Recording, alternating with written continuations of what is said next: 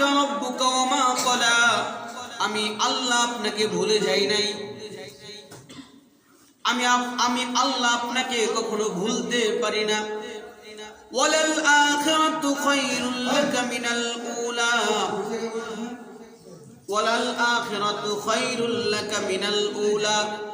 ও নবী, এই দুনিয়া আপনার জন্য শ্রেষ্ঠ না, আপনার জন্য, আপনার উম্মতের জন্য শ্রেষ্ঠ জায়গা হচ্ছে কবর অর্থাৎ জান্নাত। জোরে জোরে বলেন ঠিক কিনা? সব সময় রাত থাকলে ভালো লাগবে না। নবী গো, আমি যদি সব সময় আপনার কাছে ওহী নাজিল করি, মক্কার কাফেররা জানে না ওই ওহী রিসিভ করতে আপনার কত কষ্ট হয়। কেননা যায়েদ রাদিয়াল্লাহু তাআলা আনহু থেকে বর্ণিত বুখারী শরীফের হাদিস, মিসলা জালজালাতুল সারাস, বুখারী শরীফের হাদিস। যায়েদ ডেকে বলে, একদিন আমি নবীর সাথে বসেছিলাম, এমন সময় নবী ডেকে বললেন, যায়েদ, আমি একটু তোমার পায়ে মাথা দিয়ে ঘুমাতে চাই। যায়েদ পাটা মেলে দিলেন, নবীজি পায়ের উপরে মাথা দিয়ে ঘুমালেন। যায়েদ বলেন, প্রায় 1 ঘন্টার মতো নবী আমার তোরার উপরে পা দিয়ে ঘুমাইলেন। বলে, আমার কোনো কষ্ট হয় না, আমার কোনো খারাপ লাগে না। কিন্তু 1 ঘন্টা পর নবী যখন চোখটা খুলেছে, চোখ খোলার সঙ্গে সঙ্গে লক্ষ্য করে দেখলাম, আমি অনুভব করতে শুরু করলাম যে আমার নবীর এই মাথাটা ঘামতে শুরু করেছে, নবীর চোখটা বড় হয়ে গিয়েছে, পুরা শরীর ঘামে ভিজে গিয়েছে।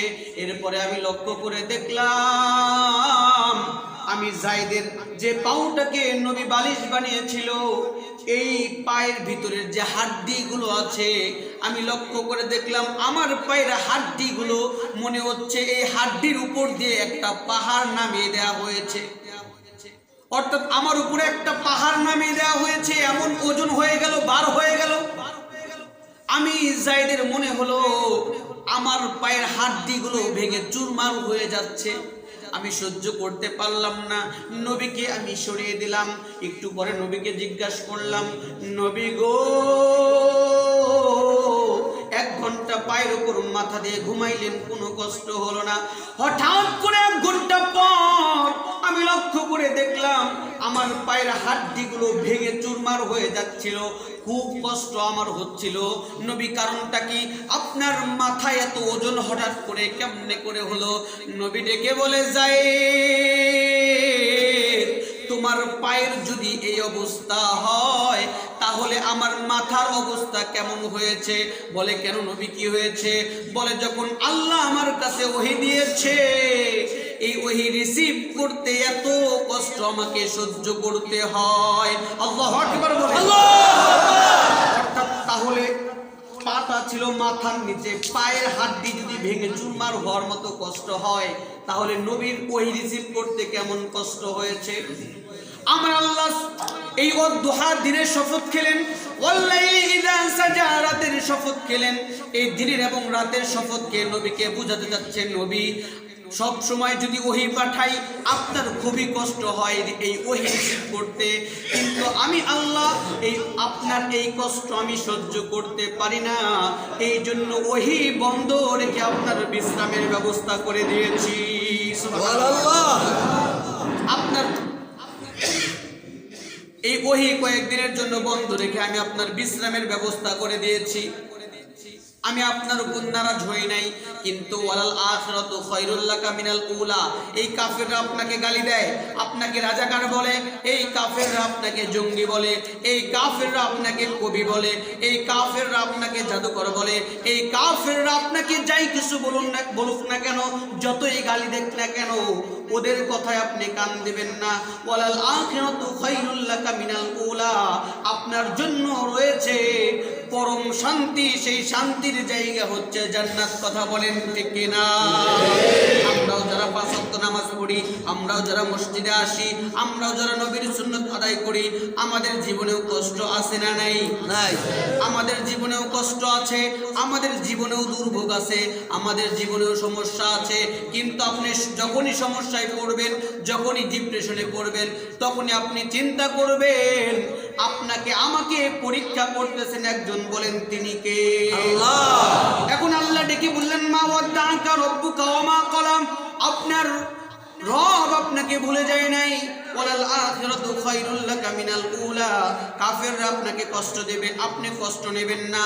ওয়ালা সাউফা ইউতিকা রাব্বুকা ফাতারদা, আপনার জন্য এমন এমন এমন এমন নিয়ামত আমার আল্লাহ রেখে দিয়েছে। ফাতারদা, ওই নিয়ামতগুলো যখন আপনি পাবেন তখন ফাতারদা, আপনি খুশি হয়ে যাবেন। সুবহানাল্লাহ। ওয়ালা সাউফা ইউতিকা রাব্বুকা ফাতারদা, এই সূরার সবচেয়ে মজার অংশ এটা। এমন এমন জিনিস আপনার রব আপনাকে দেবে অচিরেই। ওয়ালা সাউফা, এমন এমন জিনিস আপনার রব আপনাকে দেবে, ফাতারদা, ফলে আপনি খুশি হয়ে যাবেন। এখন আমাদের নবী এমন নবী, এই নবীকে খুশি করা খুবই কষ্ট। কিসের জন্য কষ্ট? কেননা আমার নবী জীবনে নিজের জন্য তো কিছু চাই নাই। এই নবী কি নিজের জন্য কিছু চেয়েছে? এই নবীর চিন্তা একটাই, উম্মত। এই নবীকে কি এমন উপহার আল্লাহ দিলেন যে আমার আল্লাহ বলতেছে ফাতারদা, আপনি খুশি হয়ে যাবেন। আমার আল্লাহ নবীকে 5টা উপহার দিয়েছে। বলেন কয়টা? 5টা উপহার দিয়েছে, যে উপহার পেয়ে সত্যি সত্যি ফাতারদা, আমার নবী খুশি হয়ে গেছে। সুবহানাল্লাহ বলেন। 1 নাম্বার, খুব মনোযোগ হবে, এটা কোরআন হাদিসের দার্স, এটা তাফসীর। তাফসীর মাহফিলগুলো খুবই রেয়ার, খুব একটা পাবেন না। তাফসীর যেখানে ডিরেক্টলি আপনি কোরআন থেকে কথা শুনতে হবে। 1 নাম্বার, আমার নবীর মনে খুবই দুঃখ, খুবই দুঃখ। আর যখনই আমার নবীর মনে দুঃখ দূর করেন কে? একটু আওয়াজ দিয়ে বলেন আল্লাহ। আমাদের মনেও যদি দুঃখ থাকে, দুঃখ দূর করবেন কে? আল্লাহ। আপনার মেয়ে বিবাহ হয় না, এই দুঃখ দূর করবেন কে? আল্লাহ। আপনার ঘরে ছেলে সন্তান হয় না,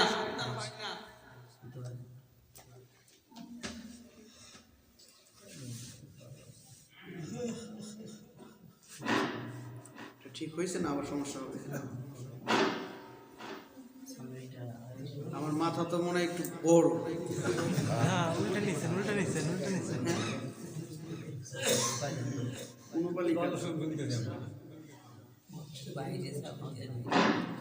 তাফসীর মাহফিল করতে হলে আপনার মাইক দরকার হয় সবার ফার্স্টে।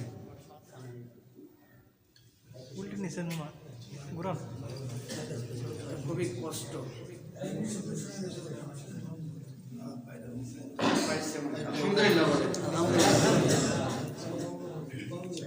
তো 1 নাম্বার, আমার নবী যখন আমার নবী খুশি হলেন, মদিনার জমিনে, মক্কার জমিনে আমার নবী যখন কোরআনের দাওয়াত দিতেন, বলেন তো দেখি মদিনার মানুষ কি কোরআনের দাওয়াত গ্রহণ করেছিল? বক্সে গন্ডগোল হয়।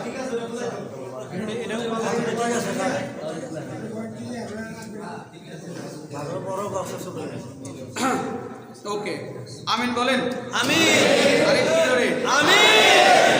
বাধা আসবে, ঝামেলা হবে, মাইক সমস্যা হবে, তারপরেও একটু মনোযোগ দিয়ে কথা শুনতে রাজি আছেন তো ইনশাআল্লাহ? এক ধারসে কথা না বললে মজা হয় না। তো মদিনার মানুষ, মক্কার মানুষ তো ইসলাম গ্রহণ করে না। নবীর মনে খুবই কষ্ট, খুবই যন্ত্রণা। আপনারা তো জানেন তায়েফের ময়দানে আমার নবী কোরআনের দাওয়াত নিয়ে গিয়েছিল। তায়েফের মানুষ কি দাওয়াত কবুল করেছিল? আমার নবীর মনে দুঃখ আছে না নাই? হাজারো ব্যথা বেদনার পরে ফিরে আসনি তুমি আপন ঘরে, দিনের আলো তুমি ছড়িয়ে দিতে, চলে গেলে মদিনায় মক্কা ছেড়ে। হে রাসূল, তোমাকে ভুলি আমি কেমন করে? হে রাসূল, তোমাকে ভুলি আমি কেমন করে? খেয়ে না খেয়ে দিন প্রচারের কাজে নিজেকে দিয়েছ বিলিয়ে। তায়েফের কাফেরেরা চিনল না সে আলো, দুষ্ট ছেলেদের পিছু দিল লেলিয়ে। পাথরের আঘাতে ক্ষত বিক্ষত হয়ে সারা শরীর থেকে রক্ত ঝরে। হে রাসূল তোমাকে ভুলি আমি কেমন করে, হে রাসূল তোমাকে ভুলি আমি কেমন করে। ঠিক কি না? ওই নবীকে ভোলা যাবে? এই যে দাওয়াত দিয়েছে, নিজের জন্য দাওয়াত দিয়েছে। এক নাম্বার কষ্ট, নবী যখন তায়েফের ময়দানে গেলেন, তায়েফের ময়দানের মানুষকে দাওয়াত দেওয়ার জন্য, তায়েফের কোনো মানুষ মুসলমান হন নাই। তায়েফের কাফের গুলো পাথর নিয়ে যখন নবীকে নিক্ষেপ করলো, নবী অজ্ঞান হয়ে গেল। একবার, দুইবার, তিনবার যখন নবী অজ্ঞান হয়ে গেছে, নবীর কোনো হুঁশ নাই। নবীর একজন সাহাবী আসছে, নবীর সাহাবী এসে দেখেন নবী বেহুশ হয়ে পড়ে আছে। ওই সাহাবী ভাবলেন নবী আমার দুনিয়া থেকে চলে গেছে। ওই নবীকে তখন তায়েফের ময়দান থেকে নিয়ে গেল নাখলা নামক খেজুরের বাগানে। ওই নাখলা নামক খেজুরের বাগানে নিয়ে নবী দেখে অজ্ঞান, নবীর কোনো হুঁশ নাই। নবীর যখন জ্ঞান ফিরল, জিবরাইল চলে আসলো। ওগো আল্লাহর পয়গম্বর, আপনি শুধু একবার বলেন তায়েফের মানুষকে দুই পাহাড়ের মাঝখান থেকে পিষে মেরে ফেলি। নবী ডেকে বললেন, ও জিবরাইল, আমার আল্লাহ আমাকে দুনিয়াতে রহমত স্বরূপ প্রেরণ করেছে। আমি যদি আমার উম্মতের বদদুয়া করি, এই উম্মত গুলো কোথায় যাবে? এরা বুঝে নাই আমাকে আঘাত করেছে, আমি মাফ করে দিলাম। তুমি আল্লাহকে বলো, আল্লাহ যেন তাদেরকে মাফ করে দেয়। সুবহানাল্লাহ। কেমন নবী আমরা পেয়েছি। নবীর মনে যখন খুব দুঃখ, আহারে তায়েফের মানুষ কালেমা পড়ে মুসলমান হলো না, এই মানুষগুলো কোথায় যাবে? এই মানুষগুলোর কি অবস্থা হবে? দুঃখ ভরাক্রান্ত হৃদয় নিয়ে আমার নবী রাত্রিবেলায় নামাজ পড়তে শুরু করছে। আমার নবী যখন নামাজ আদায় করতে শুরু করছে, আমার নবী এই নামাজের ভিতরে এমন সুন্দর তেলাওয়াত শুরু করেছে। এখন তাফসীরের ভিতরে লিখছে, যখন নবী সুন্দর তেলাওয়াত করতে শুরু করেছে, আমার নবীর তেলাওয়াত এত মধুর ছিল, এত সুন্দর ছিল। আমার নবীর তেলাওয়াত শুনে একদল জিন সঙ্গে সঙ্গে কালেমা পড়ে মুসলমান হয়ে গেছে। সুবহানাল্লাহ। জিনরা ডেকে বলে কি, আল্লাহ তাও কোরআনের ভিতরে নোট করে দিয়েছে, ইন্না সামি'না কুরআনান আজাবা ইয়াহদি ইলার রুশদি। আল্লাহু আকবার বলে। কোরআনে সব নোট করে দিলেন। জিনরা বলে, ইন্না সামি'না কুরআনান আজাবা, এই নবী মুহাম্মদ এমন কোরআন তেলাওয়াত করেছে, এই কোরআন মিথ্যা কোনো কোরআন হতে পারে না, এই কোরআনের কথা সত্য। জিনরা সঙ্গে সঙ্গে কালেমা পড়ে মুসলমান হয়ে গেছে। জিনরা কালেমা পড়ে কুহে কাফে চলে গেছে, জিনদের রাজ্যে চলে গেছে। জিনদের রাজ্যে গিয়ে এই জিনদেরকে দাওয়াত দেওয়ার কাজ শুরু করেছে, তোমরা কালেমা পড়ো।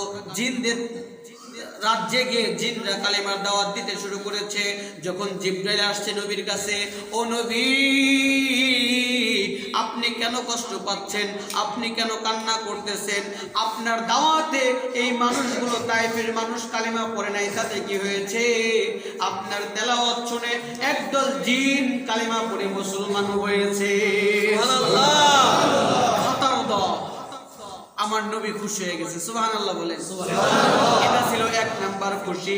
দুই নাম্বার খুশি, যখন মক্কার জমিনে ভালো মতো ইসলামের দাওয়াত দিতে পারতেছে না, খুবই কষ্ট হচ্ছে, লুকিয়ে লুকিয়ে দাওয়াত দিতে হচ্ছে। আমি সংক্ষিপ্ত বলে দিচ্ছি, ঠান্ডা মাথায় বুঝবেন। আমি তাড়াতাড়ি আমার আলোচ্য বিষয়ে যাওয়ার জন্য, মূল আলোচনায় যাওয়ার জন্য সংক্ষিপ্ত বলে দিচ্ছি। যখন দুই নাম্বার মক্কার জমিনে ভালো মতো কালেমার দাওয়াত দিতে পারেন না, খুবই কষ্ট, ঠিক এমন সময় রাত্রিবেলায় আমার নবী কেঁদে কেঁদে আল্লাহর কাছে দোয়া করলেন, আল্লাহ, লুকিয়ে লুকিয়ে তো আর দাওয়াত দেয়া যায় না, আমরা তো প্রকাশ্যে দাওয়াত দিতে চাই, কিন্তু প্রকাশ্যে যদি দাওয়াত দিতে যাই তাহলে এই মক্কায় বড় বড় কাফের আছে, আমাদেরকে মেরে ফেলবে, আমাদের তো শক্তিশালী কোনো মানুষ নাই, আমাদের লিড দেওয়ার মতো কোনো মানুষ নাই। আল্লাহ গো,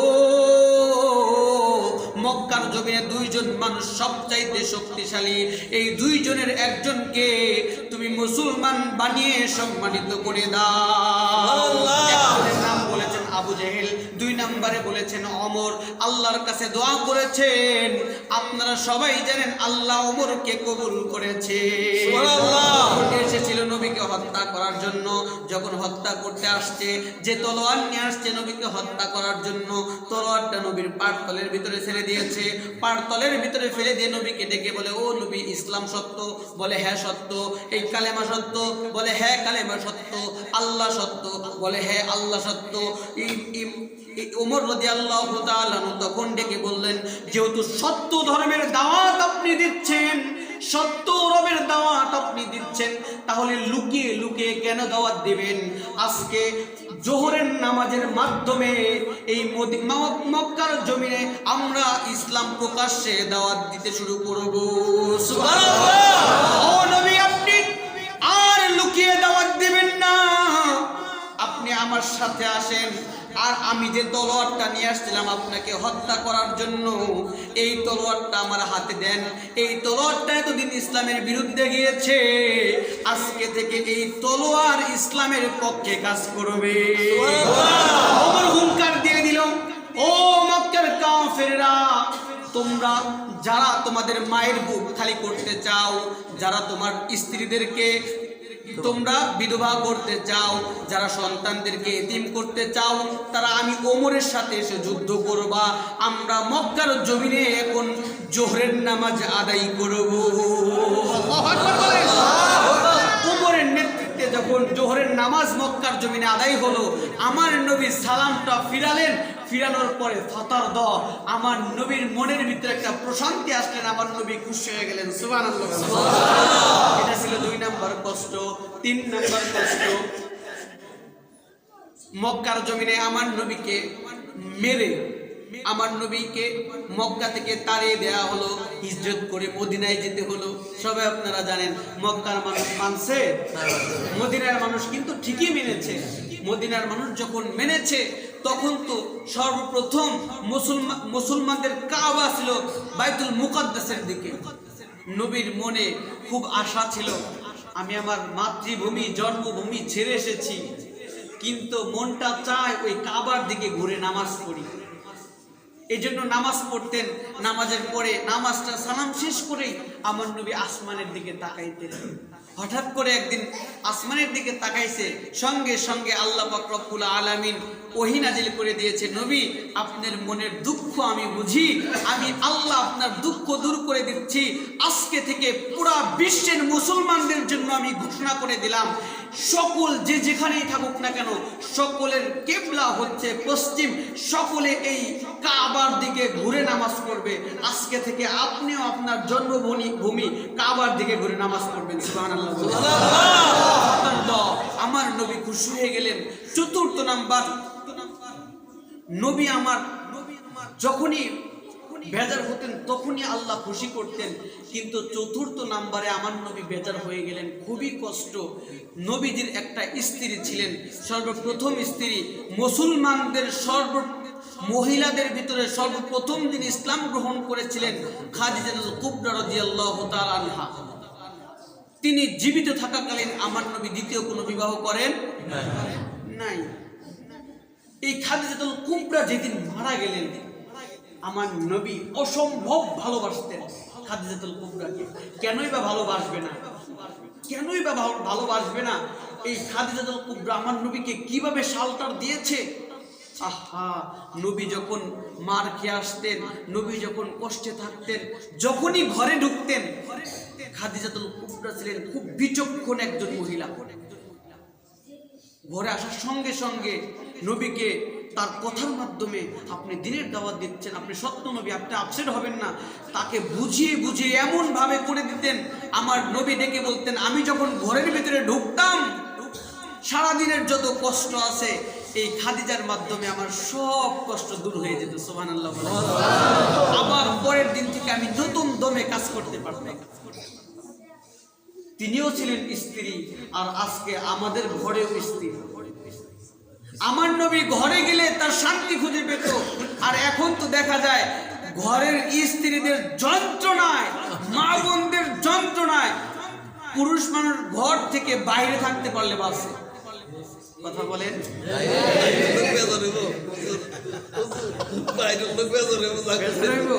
বেজার হইলেও তো কিছু কইতে নাকি কন।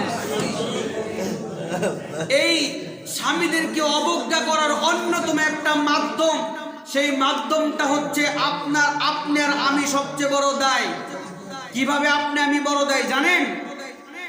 একটা সময় আমরা দেখেছি আমাদের ঘরে একটা তাক ছিল, প্রত্যেকের ঘরে তাকের ভিতরে একটা কিতাব থাকতো, বই থাকতো, কোরআন থাকতো। এখন বলেন তো কয়টা ঘরের ভিতরে কোরআন আছে? যে সমস্ত জায়গায় আপনার বাবা, আমার বাবা, দাদারা কোরআন রাখতো, ওই তাকটারে এমন একটা বউ ঘরের ভিতরে আনছেন, ওই তাকটা ঠিকই আছে কিন্তু অনেক কোরআন নাই। ওই তাকের ভিতরে স্টার জলসা, জি বাংলা, মানে শয়তানের বাক্স। আপনার এলাকায় কি স্টার জলসা, জি বাংলা আছে? এই ভারতীয় টিভি চ্যানেলগুলো এদের কাজ কি জানেন? এদের কাজ হলো কিভাবে স্বামী স্ত্রীর ভিতরে দ্বন্দ্ব লাগাইবো, শাশুড়িকে কিভাবে যন্ত্রণা দিব, শাশুড়ির সাথে ঝামেলা কিভাবে লাগাইবো। শুধু এই চ্যানেলের মাধ্যমে এগুলোই দেখানো হয়। বাঙালির মহিলারা দেখে পাগল হয়ে যায়, ওইটাই করে। কথা বলেন। সবার পূর্বে স্টার জলসা, জি বাংলা, এই স্টার জলসা, জি বাংলা নামক গজব ঘর থেকে দূর করেন, দেখবেন। আর সবার পূর্বে আর একটা ঝামেলা আছে, স্টার জলসা, জি বাংলা তো আছে, সাথে সাথে মোবাইলটাও আছে। আপনার সরল সোজা বউ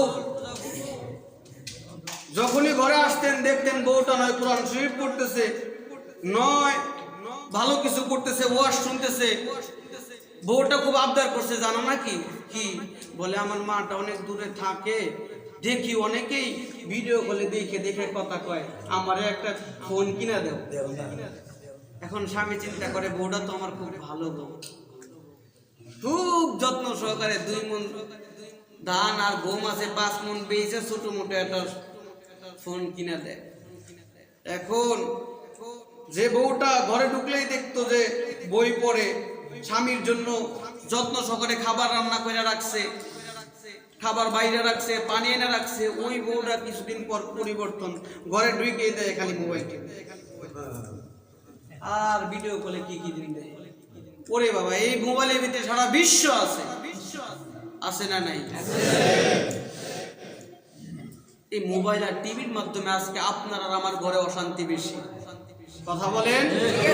বাংলাদেশে এখন যে পরিমাণ পরকীয়া, বউ নিয়ে বাইকে যাওয়া, আজ থেকে 10 বছর পূর্বে ছিল? আজ থেকে 10 বছর পূর্বে মানুষ এত আধুনিক ছিল না। এখন আধুনিকতার নামে আপনার আমার ঘর থেকে, আপনার বউ আমার বউ, আপনার মা আমার মা, আপনার সন্তান আমার সন্তানকে এই মোবাইলের মাধ্যমে, আধুনিকতার মাধ্যমে ঘর থেকে বের করা হয়েছে। একটা আলেম সমাজ যে কোনদিন তার সন্তানকে মোবাইল দিবে না প্রতিজ্ঞা করেছে।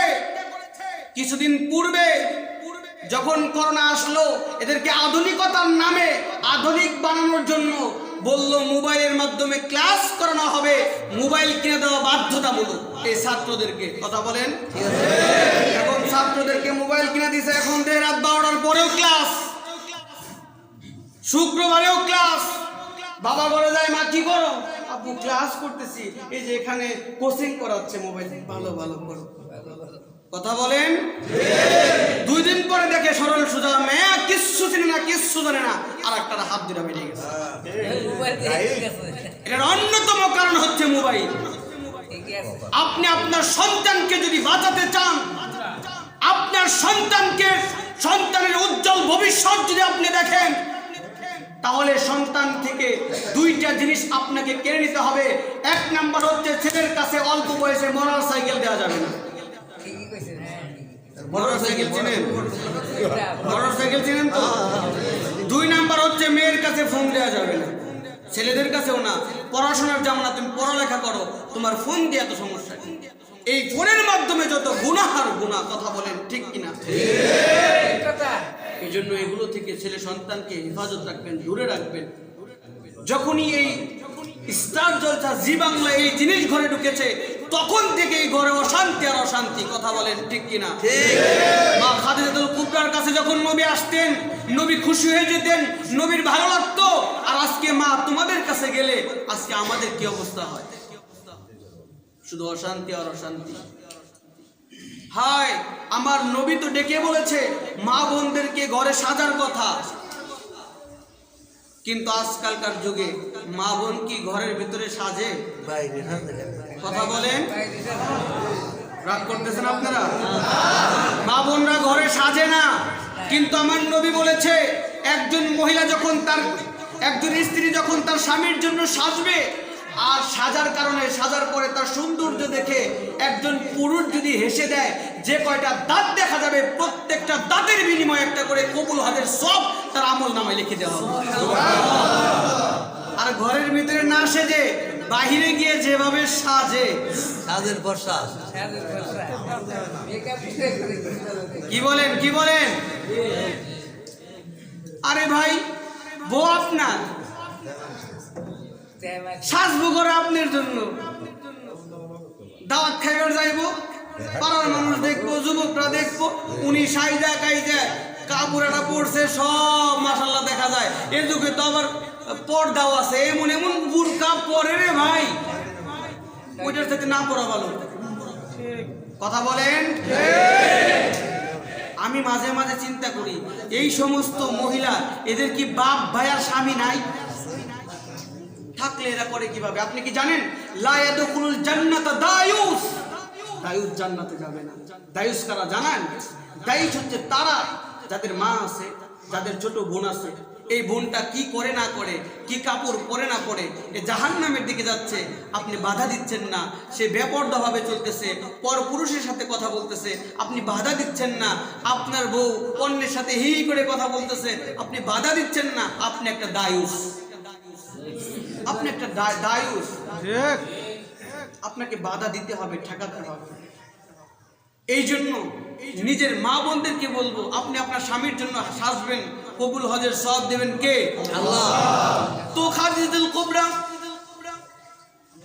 এই খাদিজাতুল কুবরাকে আমার নবী অস্বাভাবিক ভালোবাসতেন, অনেক ভালোবাসতেন। এই খাদিজা যখন মারা গেলেন, আমার নবীর খুবই কষ্ট, আমার নবীর মনে খুবই দুঃখ, খুবই দুঃখ। এখন এই দুঃখ আর দূর করা যায় না। এখন আমার আল্লাহ পাক রব্বুল আলামিন জিবরাইলকে পাঠাইলেন, ও জিবরাইল যাও, আর দেরি করা যাবে না। যত দুনিয়ার কষ্ট আছে নবীর সব দুঃখ দূর করেছি, কিন্তু নবীর জীবন সঙ্গিনী, নবীর বন্ধু মারা গিয়েছে। এই দুঃখ আর দুনিয়ার কোনো মাধ্যমে দূর করা যাবে না। নবীর জীবন সঙ্গিনী মারা গিয়েছে। আমি আল্লাহ নবীকে সুখ দেওয়ার জন্য, নবীর দুঃখ দূর করার জন্য, আমি আল্লাহ নবীকে মেরাজের জন্য কবুল করে নিলাম। এক বন্ধুকে হারাইছে, আর এক বন্ধুর কাছে যাবে। নবী উম্মে হানির ঘরে শুয়ে আছে, অথবা হাতেমে কাবায় আমার নবী এশারের নামাজ পড়েছে। এশারের নামাজ পড়ার পরে নবী যখন এশারের নামাজ শেষ করেছে, নামাজ শেষ হওয়া শেষ, ফজরের নামাজ আদায় করেছে। ফজরের নামাজের পরে আমার নবী বসে আছে, পাশ দিয়ে আবু জেহেল হেঁটে যায়। আবু জেহেল ডেকে বলে, মুহাম্মদ, আজকে কি তোমার কাছে নতুন কোনো সংবাদ আছে নাকি? তুমি তো প্রতিদিন মন গড়া অনেক কথা বলো, আজকে কি তোমার কাছে মন গড়া কোনো কথা আছে? আমার নবী ডেকে বলেন, হ্যাঁ আমার কাছে একটা কথা আছে, তবে মন গড়া না, সত্য। বলে কি কথা? বলে কালকে রাত্রি বেলায় এশার নামাজ পড়ে হাতিমে কাবায় বসেছিলাম। ইন্টিমেন্ট টাইমে আল্লাহর জিবরাইল ফেরেশতা আসছে, আমাকে বোরাকে বসাইছে। বোরাকে বসানোর পরে আমাকে বাইতুল মুকাদ্দাসে নিয়ে গিয়েছে। বাইতুল মুকাদ্দাস থেকে আসমানে চলে গিয়েছি, আল্লাহর সাথে কথাবার্তা বলেছি, আল্লাহর সাথে দেখা সাক্ষাৎ করার পরে জান্নাত দেখেছি, জাহান্নাম দেখেছি, তারপরে আমি আবার দুনিয়াতে এসেছি। সুবহানাল্লাহ, সুবহানাল্লাহ। আবু জেহেল ডেকে বলে, তুমি এটা কি বললা? তুমি কি জানো এখান থেকে বাইতুল মুকাদ্দাস কত দূর? এই সৌদি থেকে, মক্কা থেকে বাইতুল মুকাদ্দাস, যেটা এখনকার ফিলিস্তিন, এই বাইতুল মুকাদ্দাস সৌদি আরব থেকে ফিলিস্তিন যাইতে তখন 40 দিন সময় লাগতো। বলেন কয়দিন? 40। আবু জেহেল ডেকে বলে, মুহাম্মদ তুমি ছোট থেকে আমাদের চোখের সামনে বড় হয়েছো, তুমি কোনোদিন বাইতুল মুকাদ্দাসে যাও নাই, তোমার আইডিয়া নাই এখান থেকে 40 দিন যাইতে সময় লাগে। যদি যাইতে 40 দিন লাগে তাহলে আসতে কয়দিন লাগবে? 40 কত হলো?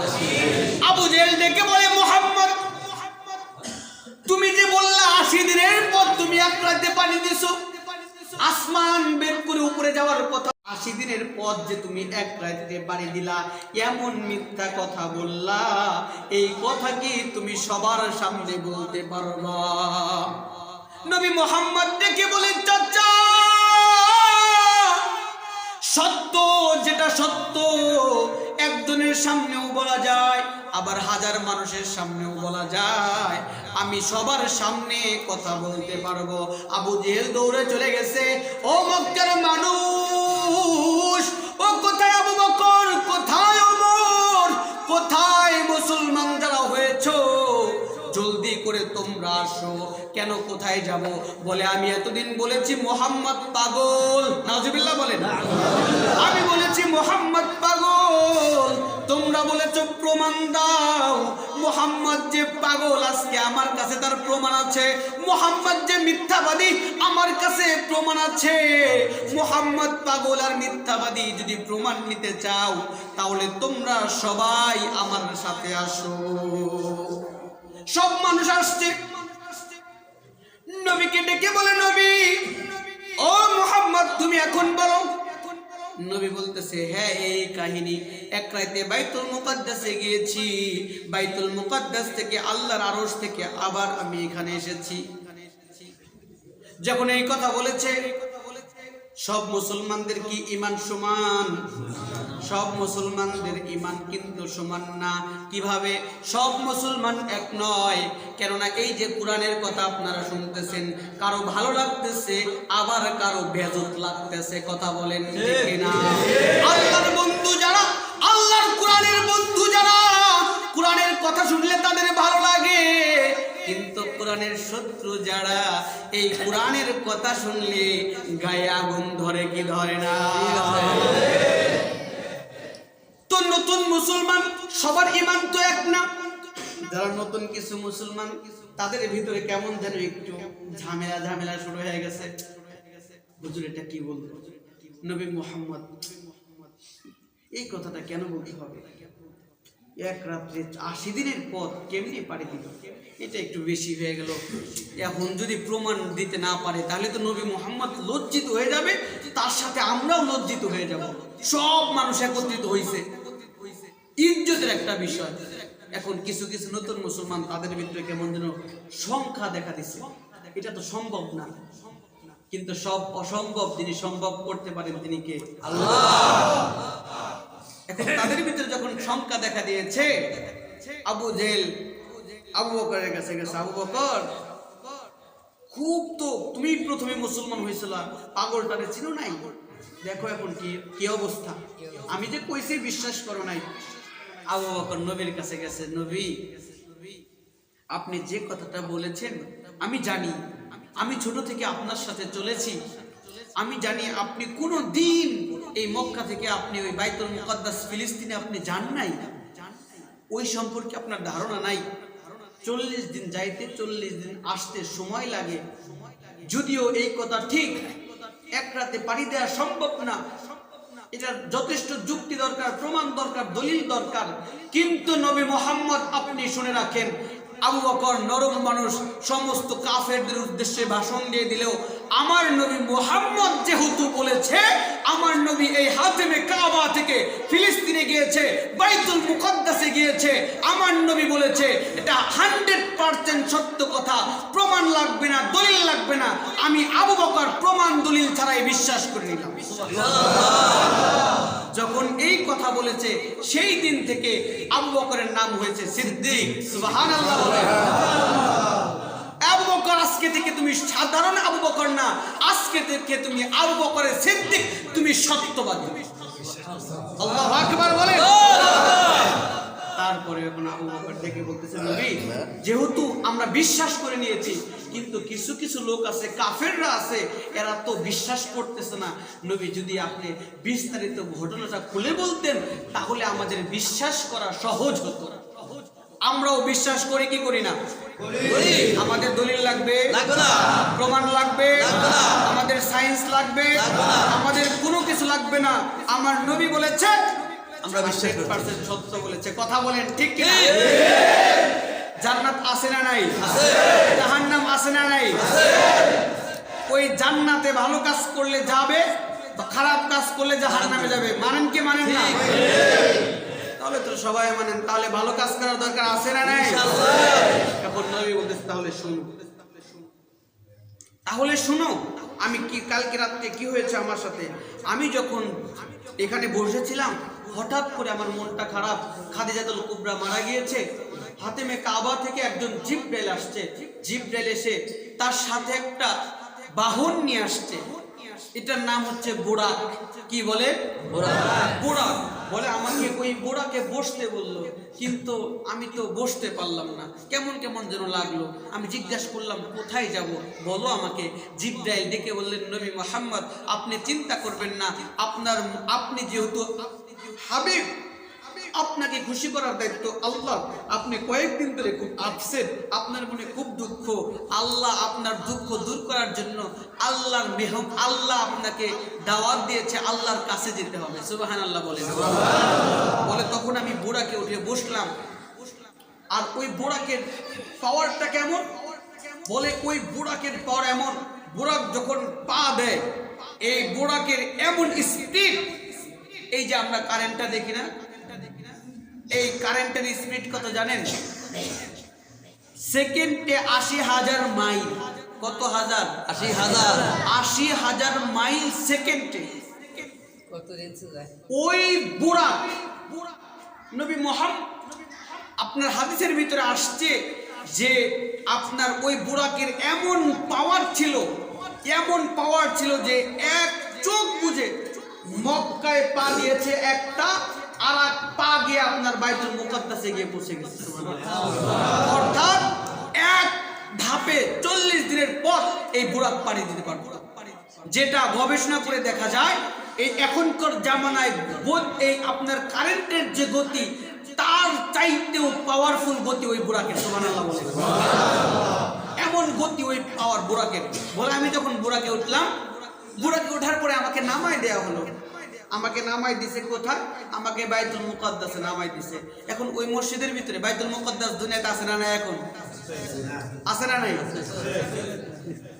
সেই বাইতুল মুকদ্দাস এটা আমাদের মুসলমানদের সম্পত্তি। আমাদের প্রথম কিবলা ফিলিস্তিনে। আপনারা শুনতেছেন না ফিলিস্তিনে হামলা করা হচ্ছে? ওই ইসরাইল ফিলিস্তিনের মুসলমানদেরকে মারতেছে, আপনারা জানেন না? কিভাবে তাদেরকে হত্যা করতেছে জানেন? তাদের এই শত্রুতা কেন জানেন? এই শত্রুতা হচ্ছে ওই বাইতুল মুকদ্দাস নিয়ে। কেননা এটা বাইতুল মুকদ্দাসটা হচ্ছে মুসলমানদের দ্বিতীয় ভালোবাসার জায়গা। ইমাম মাহদি আসবে না, ঈসা আলাইহিস সালাম আসবে না। ঈসা আলাইহিস সালাম দুনিয়াতে কোথায় নামবে? বাইতুল মুকদ্দাস। আল্লাহু আকবার বলেন। তো এই বাইতুল মুকদ্দাসে গিয়ে আমি যখন পৌঁছাইলাম, আমি তো চিনি না, পৌঁছানোর পর দেখি অনেক সুন্দর সুন্দর মানুষ ওই বাইতুল মুকদ্দাস মসজিদের ভিতরে বসে আছে। আমিও সেখানে গিয়ে বসলাম। এখন কেউ কাউকে চিনি না। এখন জিবরাইল আসছে। জিবরাইল এসে বলতেছে আপনাদের সবাই এখানে 2 রাকাত নামাজ পড়তে হবে। কয় রাকাত? 2 রাকাত নামাজ পড়তে হবে। এখন সবাই শুধু সবার দিকে তাকায়। যে আজকে এই নামাজের ইমামতি করবে কে, এখানে যাদেরকে দেখতেছি এটা তো সাধারণ কোনো মানুষ মনে হচ্ছে না, এরকম ভিআইপি পার্সন মনে হচ্ছে। এগুলো এখানে নামাজটা কে পড়বে বা এগুলো কারা? সবার ভিতরে একটা প্রশ্ন। তখন জিবরাইল ডেকে বলতেছে, আপনাদের প্রশ্ন আমি বুঝেছি যে এখানে কিসের জন্য আপনারা সবাই একত্রিত আপনাদেরকে করা হয়েছে। এখন ডেকে বলতেছে, এখানে আপনারা যারা একত্রিত হয়েছেন, সাইয়েদনা আদম থেকে শুরু করে নবী মুহাম্মদ পর্যন্ত যত পয়গম্বর আল্লাহ সৃষ্টি করেছে, সমস্ত পয়গম্বরকে ওই বাইতুল মুকাদ্দাসে এই যে রজব মাস আজকের রাত, এই রাত্রিবেলায় বাইতুল মুকাদ্দাসে একত্রিত করা হয়েছে। সাইয়েদনা আদম থেকে নবী মুহাম্মদ পর্যন্ত সব নবী। এখন আদম আলাইহিস সালাম ডেকে বলতেছে, জিবরাইল এতগুলো পয়গম্বরকে একত্রিত করার উদ্দেশ্য কি?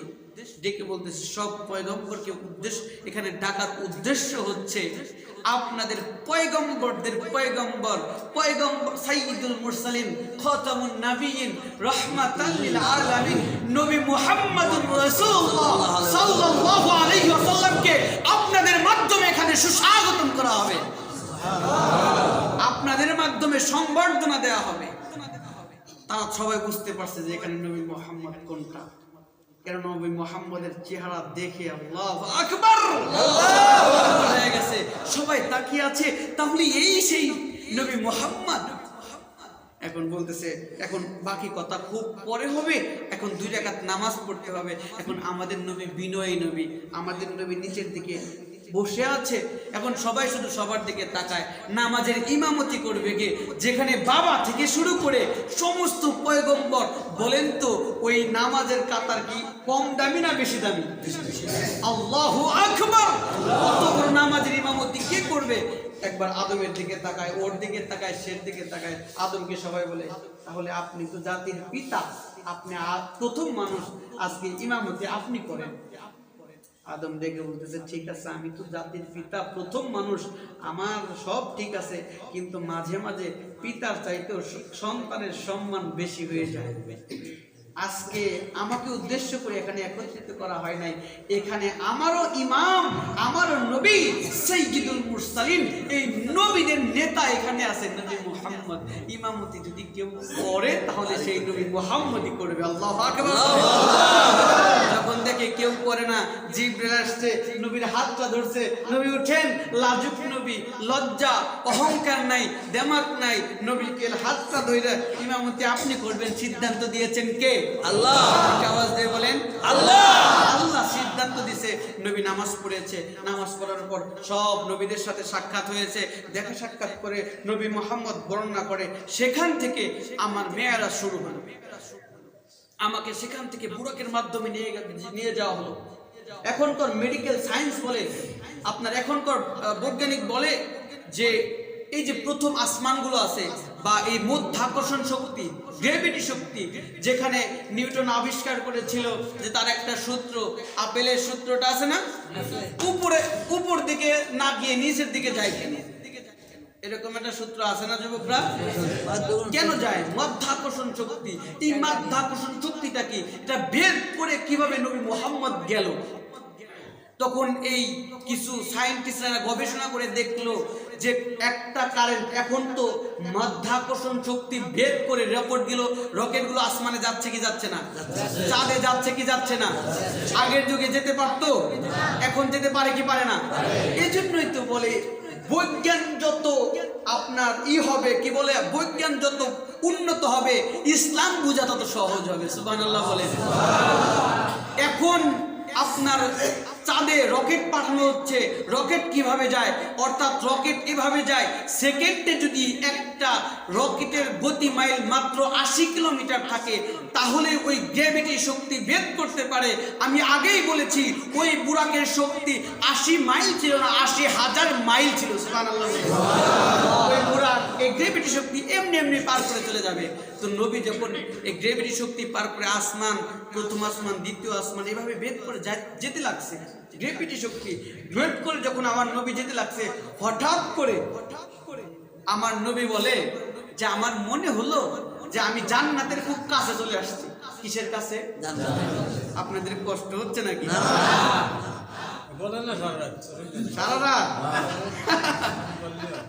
কতক্ষণ চলবে বলেন তো?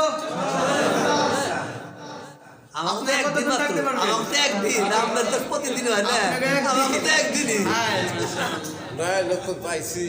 নতুন পাইছেন। আল্লাহ এই ভালোবাসাকে কবুল করুক সকলে। এই টান, কোরআনের টান, কথা বলেন ঠিক কিনা? কোরআন এমন একটা কিতাব যে কোরআনের কথা বলতে গেলে শুরু আছে, কোনো শেষ নাই।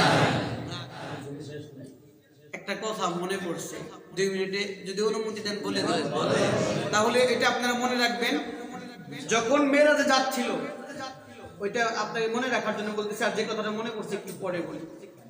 মিরাজে যাওয়ার সময় হঠাৎ করে নবী বলতেছে যে আমার নাকের ভিতরে জান্নাতের ঘ্রাণ চলে আসছে। কিসের ঘ্রাণ? নবী বলতেছে জিবরাইল আমি তো মনে হয় চলে আসছে অনেক জান্নাতের কাছাকাছি।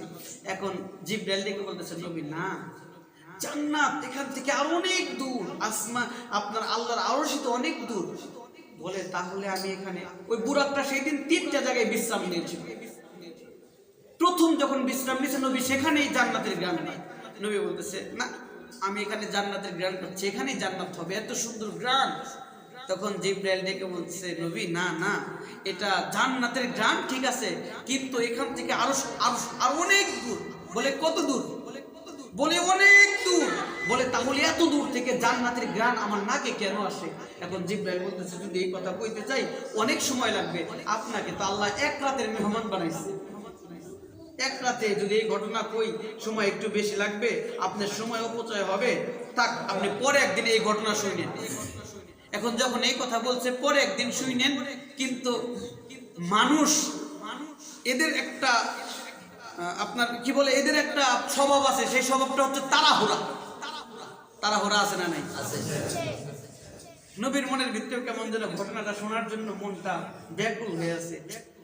আমি বলতেছি জান্নাত কাছে, জিবরাইল বলে না আরো অনেক দূর, আরো 2 বার বিশ্রাম নিতে হইব। তাহলে কেন নবীর মনে এই ঘটনাটা জানার জন্য তাড়াহুড়া ব্যাকুল হয়ে আছে। এখন সঙ্গে সঙ্গে আল্লাহ জিবরাইলকে ওহী নাযিল করছে, জিবরাইল আজকে আমি হচ্ছি মেজবান। মেজবান বুঝেন তো? এই যে আপনারা সবাই মেজবান না, আপনাদের বাড়িতে আমি আসছি, আমি কি? আপনারা কি মেজবান? আপনাদের বাড়িতে আমি আসছি, আপনারা মেজবান, আমি মেহমান। নবী ডেকে বলতেছে জিবরাইল আজকে আমি আল্লাহ মেজবান, আমার নবী মেহমান।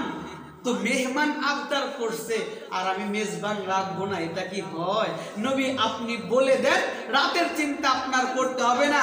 জিবরাইল এই রাতের মালিক কে? আল্লাহ। আওয়াজ দিয়ে বলেন আল্লাহ। আওয়াজ দিয়ে আল্লাহ।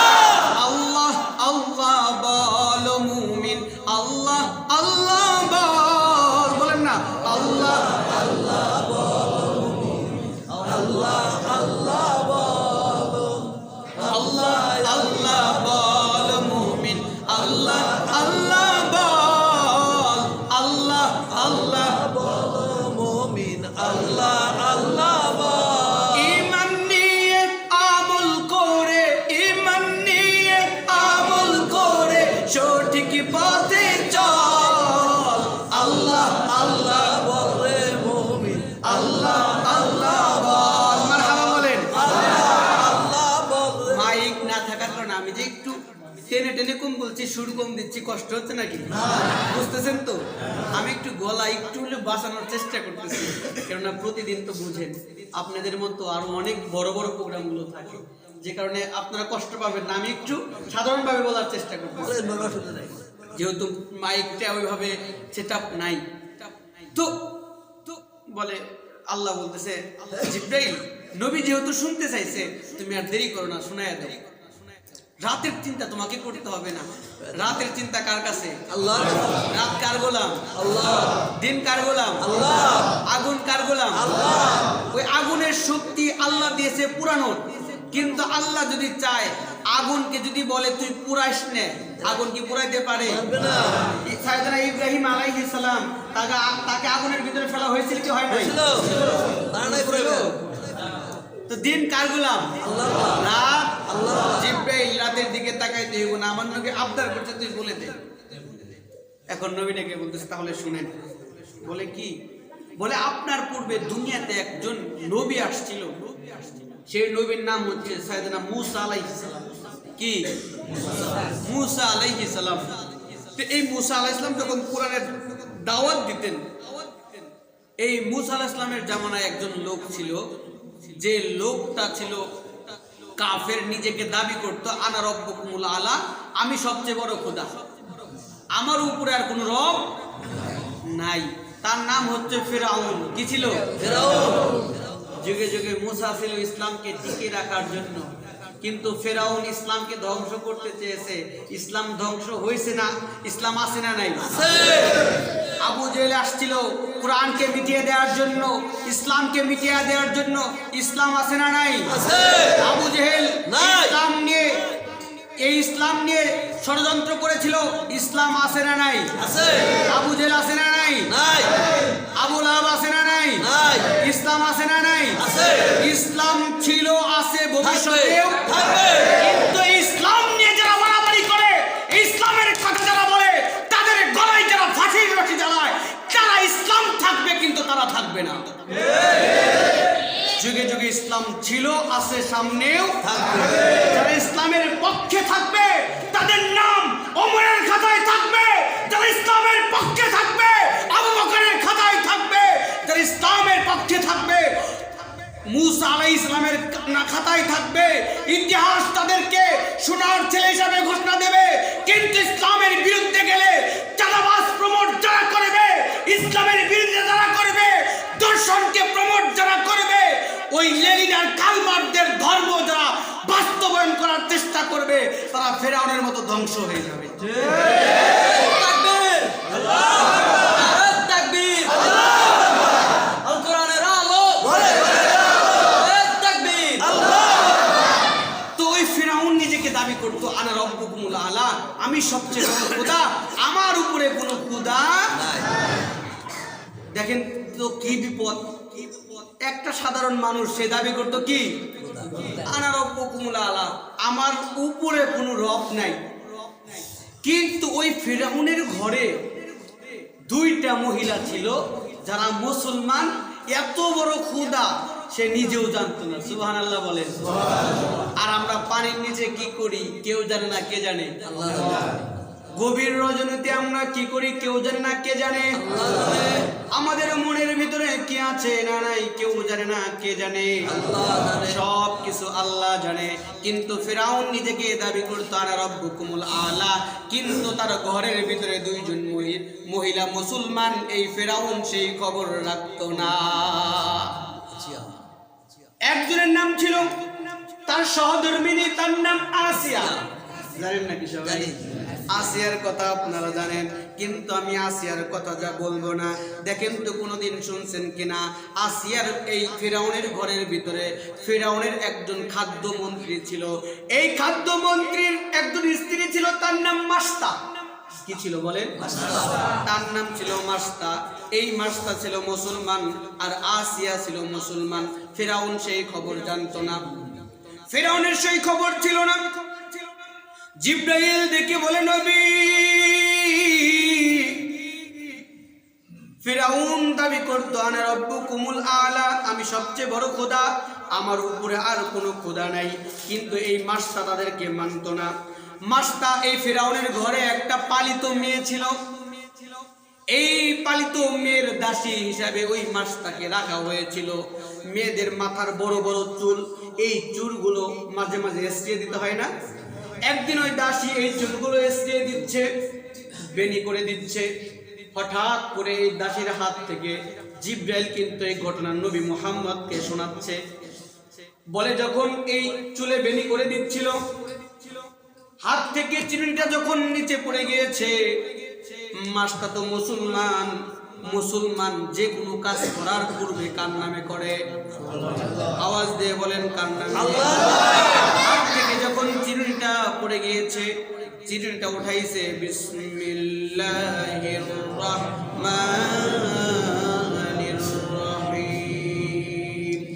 যখন আল্লাহর নামে চিরুনি উঠাইছে, ফিরআউনের পালিত মেয়ে, ওই মেয়ে বুঝতে পেরে গিয়েছে। এখন পালিত মেয়ে দেখে বলে, ওই মাস্তা, তুই কার নামে চিরুনি উঠাইলি? তুই কি আমার বাবাকে রব হিসাবে মানিস না? মাস্টার ডেকে বলে আর কতদিন লুকিয়ে রাখবো? আমি যতই লুকিয়ে রাখতে চাই ততই প্রকাশ হয়ে যায়। যেহেতু প্রকাশ হয়ে গিয়েছে, আমি আর আমার ইমানের খবর লুকিয়ে রাখবো না। এখন এই মাস্টার ডেকে বলে, না না, আমি তোমার বাবাকে রব হিসাবে মানি না। এখন ওই মেয়ে ডেকে বলে, তাহলে তুমি কাকে রব হিসাবে মানো? মাস্টার ডেকে বলে, আমি ওই রবকে রব হিসাবে মানি, রব্বি যিনি আমার রব, ওরব্বা আবু কি যিনি তোমার বাবার রব, ওরব্বা জাদ্দু কি যিনি তোমার দাদার রব, ওরব্বাল আলামিন যিনি বিশ্ব জগতের রব, ও আল্লাহ আমি সেই আল্লাহকে রব হিসাবে মানি। সুবহানাল্লাহ। ফিরআউনের মেয়ে দৌড়াইতে চলে গেছে বাবার কাছে, বাবা বাবা, ও বাবা, তুমি কি আমাদের সবচাইতে বড় রব নয়? ফিরআউন ডেকে বলে, বালা আনা রব্বুকুমুল আলা, হ্যাঁ হ্যাঁ আমি তো সবচেয়ে বড় খোদা, আমি সবচেয়ে বড় রব। এখন মেয়ে ডেকে বলে, বাবা ওই মাস্টার আমাকে বলল তোমার এমন নাকি মাস্টার নাকি একটা বড় একটা রব আছে, যিনি আমার রব তোমার রব, বিশ্ব জগতের রব, তার নাম নাকি আল্লাহ। ফিরআউন ডেকে বলে, ডাকাতি তো ডাকাতি, আমার ঘরে ডাকাতি, আমার খাও আমার পড়ো, আর আমাকে রব হিসাবে মানো না। কে কোথায় আছো? মাস্টারকে আনো, মাস্টারকে ধরো। মাস্টারকে আনছে, এই মাস্টার তুই কি আমাকে রব হিসাবে মানিস না? মাস্টার ডেকে বলে, না আমি তোকে রব হিসাবে মানি না। বলে, তুই কাকে রব হিসাবে মানিস? বলে, আমি ওই আল্লাহকে রব হিসাবে মানি। এখন ফিরআউন ডেকে বলে, মান হুয়া, সেই আল্লাহ আবার কে? ওই আল্লাহর পরিচয় কি? আল্লাহ কোথায় থাকে? মাস্টার ডেকে বলে, ওই আল্লাহ যিনি আমার রব, রব্বি ওরব্বাকা, অরব্বুকা যিনি তোমার রব, অরব্বাবুকা যিনি তোমার দাদার বাবার রব, অরব্বা জাদ্দুকা যিনি তোমার দাদার রব, অরব্বাল আলামিন যিনি বিশ্ব জগতের রব। বলে, বিশ্ব জগতের রব তো আমি, তাহলে আল্লাহকে, আল্লাহর বিস্তারিত পরিচয় কি? এখন মাস্টার ইমানের পাওয়ার কি? মাস্টার ডেকে বলে, আমার আল্লাহর ইমানের পাওয়ার শুনবা। এখন মাস্টার আল্লাহর পরিচয় দেয়া শুরু করছে, ওয়াল্লাহুল্লাযী লা ইলাহা ইল্লাহু আর রহমানুর রহিমুল মালিকুল কুদ্দুস সালামুল মুমিনুল মুহাইমিনুল আজিজুল জব্বারুল মুতাকাব্বির আল খালিকুল বারিউল মুসাওফিরুল গফফারুল কাহ্হারুল ওয়াহাব আর রাজ্জাকুল ফাত্তাহুল আলিমুল কাবিদুল বাসিত আল খাফিদুর রাফিউল মুঈদুল মুদিল্লুস সামিয়া আল বাসিরুল হাকামুল আদিলুল লাতীফুল খবীর আল হালিমুল আযীমুল গফুরুশ শাকুরুল আলিয়্যুল কাবীরুল হাফিজুল মুকিতুল হাসিবুল জালিল আল কারীমুর রকীবুল মুজিবুল ওয়াসিউল হাকীম আল ওয়াদুদুল মাজিদুল বাঈসুশ শাহীদুল হাক্কুল ওয়াকিল আল কওয়িয়ুল মাতিনুল ওয়ালিয়ুল হামিদুল মুহসিল মুবদি আল মুঈদুল মুহয়িল মুমীতুল হাইয়ুল কাইয়্যুম আল ওয়াজিদুল মাজিদুল ওয়াহিদুল আহাদুস সামাদুল কাদিরুল মুকতাদির আল মুকদ্দিমুল মুআখিরুল মুআওয়াল ওয়াল আখির ওয়াল যাহির ওয়াল বাতিন আল ওয়ালিল মুতাআলিল বাররুত তাওয়াবুল মুনতাকিমুল আফু আর রাউফুল মালিকুল মুলকিদুল জালালি ওয়াল ইকরাম আল মুকসিদুল জামিউল গনিয়ুল মুগনিল মানি' আদ-দারুন নাফিউন নূরুল হাদিল বাদি' আল বাকিল ওয়ারিসুর রাশিদুস সাবুন ওয়া রাব্বি ওয়া রাব্বাক ওয়া রাব্বাল আলামিন। এইটা হচ্ছে আমার রবের পরিচয়, এই যে আমার রব, এই যে রবের পরিচয়। ডাকাতি তো ডাকাতি, এত বড় ডাকাতি, এই রবের পরিচয় আমার সামনে শোনায়, ওর সাহস কত? কে কোথায় আসো, তাড়াতাড়ি আয়, জ্বালা আগুন, আগুনের ভিতরে তেল গরম দে। এই মাছটা আমার খায়, আমার পড়ে, আর আমাকে রব হিসাবে মানে না। দেখবো কিভাবে আমাকে রব হিসাবে মানে না। এখন মাছটাকে আনছে, এই মাছটা, এই যে দেখ তেল, মাছটার সামনে টকবগে তেল, এই তেলকে গরম করা হয়েছে। ইমান কি জিনিস? ও রাধাকান্তপুরের মুসলমান, আমার মুরব্বী, আমার যুবক, পর্দার আড়ালে আমার মা, আজকে আপনারও ইমান, আমারও ইমান, তারও ইমান, আমারও ইমান, তাদের ইমানের অবস্থা কেমন ছিল? সামনে যখন টকবক করে তেল, এই তেলের ভিতরে এখন মাছটাকে ছাড়বে। যখন মাছটাকে ছাড়বে, এই মাছটাকে ছাড়ার পূর্বে মাছটাকে বলতেছে, তুই কালেমা ছেড়ে দে, আল্লাহকে বলে যা, তোকে মাফ করে দেব, তা না হলে এই তেলের ভিতরে তোকে আমি ছেড়ে দেব। যখনই তেলের ভিতরে ছাড়বে ভাব, ঠিক এমন সময় ফেরাউনের কাছে একজন লোক আসছে। লোক এসে ডেকে বলতেছে, ফেরাউন তুমি তো মুসলমানের ঈমান সম্পর্কে তোমার ধারণা নাই। মাছটাকে তেলের ভিতরে ছাড়লে জীবনেও ঈমান ছাড়বে না। যদি মাছটার ভিতর থেকে ঈমান ছাড়তেই হয় তাহলে মাছটার দুর্বল পয়েন্টে আঘাত করে, কেননা মাছটার দুর্বল পয়েন্টে আঘাত করলে ঈমান ছাড়বে। এখন ফেরাউন ডেকে বলতেছে, দুর্বল পয়েন্ট আবার কি? দুর্বল পয়েন্টটা কি মাছটার? এখন ওই লোকটা ডেকে বলতেছে, তুমি তো জীবনে বাবা হও নাই, বাবা মায়ের দুঃখ বুঝো না। প্রত্যেকটা বাবা মায়ের কাছে তার সবচাইতে দুর্বল পয়েন্ট হচ্ছে তার সন্তান। কথা বলেন, সবার দুর্বল পয়েন্ট হচ্ছে সন্তান। এই যে খেতে খামারে আমরা যারা কাজ করে, আপনারা করেন, আপনার বাবা সবাই যারা খেতে খামারে কাজ করে, কষ্ট করে, যদি ছেলে সন্তানকে বড় শিক্ষায় শিক্ষিত না করতে হতো, সন্তানের উপর মায়া না থাকতো, এত কষ্ট বাবা মারা করতো না। বলে সবচেয়ে দুর্বল পয়েন্ট হচ্ছে মা বাবা। এই মা বাবা, এই সন্তানের দুর্বল মা বাবার দুর্বল পয়েন্ট আঘাত করে ঈমান ছেড়ে দেবে। বলে কিভাবে? বলে মাস্টার ঘরে দুইটা সন্তান আছে, একটার বয়স 8 আর একটার বয়স হচ্ছে 6। 8 বছরের বাচ্চা কথা বলতে পারে, কিন্তু 6 বছরের বাচ্চা এখনো কথা পরিপূর্ণ বলতে পারে না। বলে এই দুইজন সন্তানকে আনো, এই দুইজন সন্তানকে তেলের ভিতরে ছাড়ো, দেখবা আপনি আপনি কালেমা ছেড়ে দেবে। শয়তানের বুদ্ধি আর ঈমানের পাওয়ার আর ঈমানের পরীক্ষা কত রে আমার ভাইরা, আমার বন্ধুরা, পর্দার আড়ালে আমার মা বোনেরা, গভীর মনোযোগ। ঈমান কি জিনিস, আল্লাহর উপর ঈমান কেমন জিনিস, তাদের ঈমান কেমন ছিল। যখন তেলের ভিতরে ছাড়বে, ঠিক তেলের ভিতরে ছাড়ার পূর্বে বড় সন্তানকে ধরছে, বড় সন্তানকে তেলের ভিতরে মায়ের সামনে, চোখের সামনে তেলের ভিতরে ছেড়ে দিছে।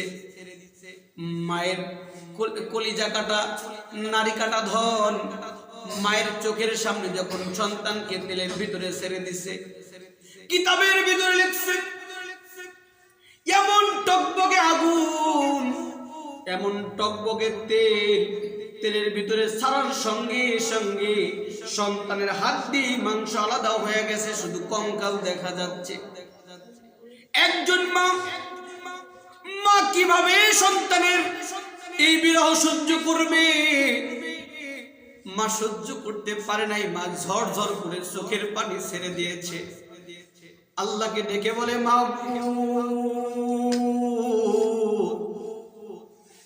ঈমান এনেছি, ভুল করেছি, এইটা আমার সবচাইতে বড় ভুল, এটা আমার সবচাইতে বড় অপরাধ। ঈমান আনার কারণ ফিরে গেছে। যখন সব মানুষের জ্ঞান ফিরছে, কারি আব্দুল বাসেত যখন তেলাওয়াত বন্ধ করতে লাগবে, হঠাৎ করে ওই লাইন থেকে, কনফারেন্স থেকে 80 জন খ্রিস্টান দাঁড়ায় গেছে। কারি আব্দুল বাসেত, নট অফ কারি আব্দুল বাসেত, তুমি তোমার তেলাওয়াত বন্ধ করবা না, তোমার তেলাওয়াত বন্ধ করবা না। আমরা এতদিন ছিলাম অন্য ধর্মের লোক, আমরা ইসলাম শুনি নাই, কোরআন শুনি নাই, কোরআনের কথা বুঝি নাই। তোমার কোরআন শুনে এতটুকু বুঝতে পারলাম, এই কোরআন কোনো দুনিয়ার মানুষের নয়, দুনিয়ার মানুষের বানানো কথা নয়, এই কোরআন অবশ্যই সত্য, এই কোরআন তুমি চালিয়ে যাও।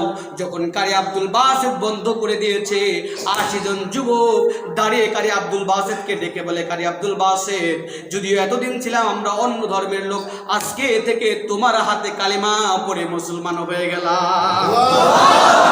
এটা দুনিয়ার ঘটনা, মানুষের হুঁশ থাকে না কোরআন শুনলে। তো এই কোরআন শুনলে ঈমান বাড়িয়ে দেন কে? আল্লাহ। আওয়াজ দিয়ে বলেন কে? আল্লাহ। আজকেও দেখলাম রাধাকান্তপুরে এসে অবস্থা, আসলাম তো প্রায় 2 ঘন্টা পার হয়েছে, কি হয় নাই? তাও মুরব্বীরা কয় চালান। ভাই হোক, শুধু শুনলে হবে না, ইবাদত মানতে হবে কি হবে না? হবে। নামাজ পড়তে হবে কি হবে না? হবে। এই যে আজকে তাফসীর মাহফিল কতদিন পরে হলো? অনেক 10 বছর। এই 10 বছরে কি কোরআনের কথা শুনেছেন? তো মাঝে মাঝে এরকম আয়োজন করার দরকার আছে না নাই? আছে। তো আজকে প্রতিজ্ঞা করতে পারেন ইনশাআল্লাহ। ইনশাআল্লাহ। যুবকরা সামনেবার থেকে কোনোবার মিস হবে না, জীবন থাক আর না থাক কমসে কম ছোট আকারে হলেও প্রতি বছর কোরআনের মাহফিলের মানুষকে শোনানোর কোরআন শোনার ব্যবস্থা করব। রাজি আছেন তো ইনশাআল্লাহ?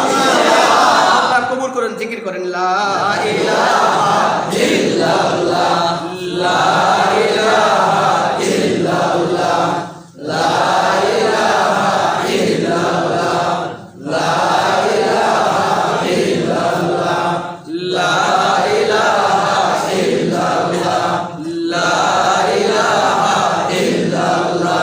শাবানে বরকত দাও, রমজান মাসে গুনাহ জড়াও। এটা কি মাস? রজব। শাবানে বরকত দাও, রমজান মাসে গুনাহ জড়াও। প্রতিটি দিনেই তুমি বরকত দাও, প্রতিটি দিনেই তুমি বরকত দাও। তাফসীরেতে তুমি গুনাহ জড়াও। লা ইলাহা ইল্লাল্লাহ লা ইলাহা ইল্লাল্লাহ লা ইলাহা ইল্লাল্লাহ লা ইলাহা ইল্লাল্লাহ লা ইলাহা ইল্লাল্লাহ। আল্লাহ নামের জিকির করবে যারা, আল্লাহর কাছে প্রিয় তারা।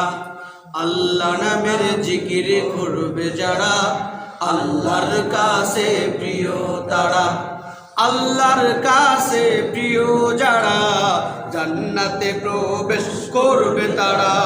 লা ইলাহা ইল্লাল্লাহ লা ইলাহা ইল্লাল্লাহ লা ইলাহা ইল্লাল্লাহ লা ইলাহা ইল্লাল্লাহ লা ইলাহা ইল্লাল্লাহ লা ইলাহা ইল্লাল্লাহ মুহাম্মাদুর রাসূলুল্লাহ সাল্লাল্লাহু আলাইহি ওয়াসাল্লাম। আল্লাহর নাম নিতে ভালো লাগে কি লাগে না? এই যে একটু জিকির করলে মজা লাগে না? খুবই মজা লাগে। কিন্তু এই জিকির নিয়েও দেখবেন বাংলাদেশে কত রকমের জিকির যে বের হইছে। জিকির দিয়ে এখন গান বানায়।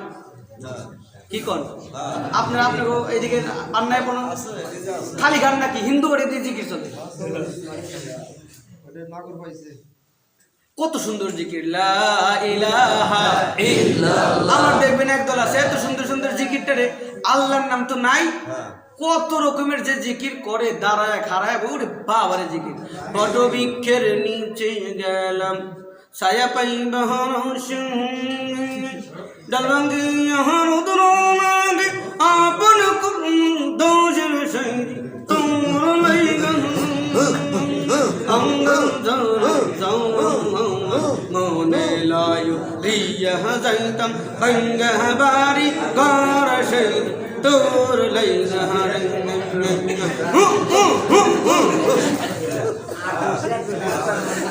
কি বলেন বলেন ঠিক কিনা? এটা কোনো জিকির হইল? আরে জিকির রে বাবা, জিকিরের সিস্টেম আছে। এই যে হু উ আর হু উ যে করে, এই যে হু উ যে করে, আমি মাঝে মাঝে চিন্তা করি এই হু উ যে কইল, হু উ করার জন্য যদি দম ফাটকে মরে যায়, এটা কি জিকির হইল? এই জিকির করবে ওটা কল্প ধাক্কা দেয়, কলবে ধাক্কা দিবে দাও। হু উ চাইছে কলবে তো 2 রাস্তা ধাক্কা দেওয়া যায়। এই ধাক্কা আমরা দেব না। আমাদের ধাক্কা আছে আল্লাহ আল্লাহ আল্লাহ আল্লাহ আল্লাহ আল্লাহ আল্লাহ আল্লাহ আল্লাহ আল্লাহ আল্লাহ আল্লাহ আল্লাহ আল্লাহ আল্লাহ আল্লাহ আল্লাহ। জোরে সরে আল্লাহ আল্লাহ আল্লাহ আল্লাহ আল্লাহ আল্লাহ আল্লাহ আল্লাহ লা ইলাহা ইল্লাল্লাহ মুহাম্মাদুর রাসূলুল্লাহ। আল্লাহ বলে কলবে লাগে না? আচ্ছা যাই হোক। তো নবী বলল আমি আরশে গেলাম, আরশ থেকে আসলাম, তো আল্লাহর কাছে গেলাম, আল্লাহর কাছে বসলাম। আল্লাহ আমাকে অনেক কথা বলল। ফাতার দ রসুল খুশি হয়ে গেলেন। যখন রসুল খুশি হয়ে গেছে, আসতে লাগছে, রসুলকে তখন একটা জিনিস গিফট করছে। কয়টা জিনিস? সেটা কি? নবী মোহাম্মদ, আপনাকে তো অনেক ভালোবাসি, আমার কাছে আসছেন, আপনাকে 50 ওয়াক্ত নামাজ গিফট করলাম। যা 50 ওয়াক্ত নামাজ নিয়ে যাইবেন, আপনার উম্মতের উপরে, আপনার উপরে ফরজ করে দিলাম। এখন নবী তো খুব খুশি, আল্লাহ 50 ওয়াক্ত দিছে। নবীর ইমান আর আমাদের ইমান পার্থক্য আছে না নাই? নবী দিনে 50 বার 50 ওয়াক্ত আল্লাহরে খুশি করতে চায়, নামাজ পড়তে চায়। কিন্তু আমরা তুই একটু চাই না সাপ্তাহিক কয়বার স্মরণ করি? একবার ঠিক আছে দুইবার কিছু মুসলমান আছে সপ্তাহে একবারের মুসল্লি, কিছু আছে বছরে একবার। কথা বলেন, বছর দুইবার দুই দিন দুইবারে, দুই ঈদের মুসল্লি। কিন্তু আমরা রাধাকান্তপুরের মুসলমান, বছরে 2 বারের মুসল্লি না। আমরা দিনে কয়বারের মুসল্লি? 5 বারের। আমরা দিনে কয়বার আল্লাহকে স্মরণ করব? 5 বার। কতক্ষণ স্মরণ করব? দিনে কয়বার স্মরণ করবেন? 5 বার। 5 বার। 5 বার যদি স্মরণ করেন, 5 ওয়াক্ত নামাজে কয় ঘন্টা লাগে? ঘন্টায় লাগবে মোট সর্বোচ্চ আধা ঘন্টা করে। যদি 5 বারে আল্লাহরে স্মরণ করেন, তাহলে তো মাত্র 2.5 ঘন্টা, 24 ঘন্টার ভিতরে আল্লাহরে স্মরণ করলেন। বাকি সময় বাকি সময় কম যাবো না? বাকি সময় আমরা যে মাপে ভেজাল দিমু, দুধে পানি মিশামু, বাকি সময় সুদ গুড় হারাম এগুলা করবো নাকি? না আমরা সদা সর্বদা সারাক্ষণ আল্লাহকে স্মরণ করবো। রাজা সিং তো ইনশাল্লাহ আমার কাছে নিয়ে আসছে। যাক, অনেক ঘটনা, আমি এত দূর যাচ্ছি না, সংক্ষেপে বলে দিচ্ছি। 5 ওয়াক্ত শেষমেশ কমাতে কমাতে 5 ওয়াক্ত দিয়ে নবীকে বলে দিলেন, নবী 5 ওয়াক্ত দিলাম, কিন্তু আমার কথা এক জবান এক কথা, 50 ওয়াক্ত যেহেতু দিয়েছি, 50 ওয়াক্তই থাকবে। আপনার যে সমস্ত উম্মত 5 ওয়াক্ত নামাজ পরিপূর্ণভাবে দিনে আদায় করবে, তার আমল নামায় 50 ওয়াক্ত নামাজের সবই আমি আল্লাহ দিয়ে দিব। তো 5 ওয়াক্ত নামাজ পড়া দরকার আছে না নাই? বলে আমি সেখান থেকে ডাইরেক্ট এখানে আসলাম। এখন এই কথা যখন বলছে, আবু বকর বিশ্বাস করছে, সাহাবারা বিশ্বাস করছে, কাফেররা বিশ্বাস করে নাই। শেষ কথা আমার 2 মিনিটে, আপনারা রাগ করতেছেন, যে যেখানে আছেন, আপনি তো তবরক আছেন না? রেডি আছে তবরক? রেডি করেন। আরেকটু না, আবার পরে তাফসীর মাহফিল বেশি বেশি আয়োজন করবেন। আবার আসবো, আমি আপনাদের দূরের না, কাছাকাছি থাকি। যদিও আমি আমার গ্রামের বাড়ি হচ্ছে দৌলতপুর, তালুকনগর, আমি থাকি হচ্ছে ঢাকাতে। দেশের মানুষ, দেশের মানুষ, এটা না দেশের মানুষ। ও আমার গাড়িতে এদিকে দেশের মানুষ। আমি তো দেখবেন, আমাকে পাবেন। আমার শাহিন ভাই খুব অনেক আগে থেকে জোড়া, অনেক দিন ধরে খালি খুঁজাইতেছে, ভাই একটা প্রোগ্রাম রাখেন এদিকে, খুব ঠান্ডা। তারপর আজকে পরে একদিন কথা দিছি, ভাই ঠিক আছে একদিন আসবো ইনশাআল্লাহ। তো যাই হোক, আজকে আর বেশি কথা না, কথা শুনেছেন, আমল করবেন। বেশি কথা না, কথার মতো কথা, অল্প শুনলে অনেক কিছু। কালকে সকালবেলা ফজরের নামাজ পড়বেন তো ইনশাআল্লাহ? ইনশাআল্লাহ। সেখানে আছে কালকে সকলে, এতগুলো মানুষ হবে তো ইনশাআল্লাহ? ইনশাআল্লাহ।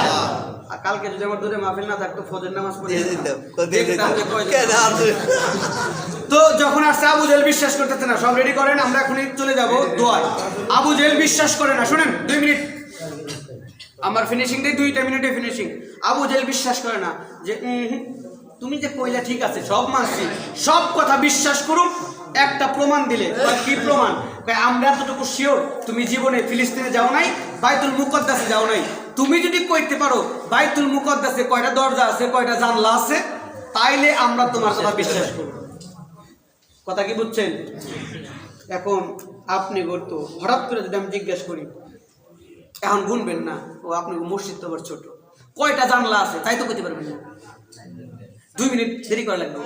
2টা, 2 4 5টা জানলা আছে কয়টা, দরজা আছে কয়টা, এমনি একটা গুনতে হবে। আবু জেহেল বলতেছে বাইতুল মুকদ্দাসে কয়টা জানালা, কয়টা দরজা, তুমি যদি বইলা দিতে পারো তাহলে বিশ্বাস করব, নতবা বিশ্বাস করব।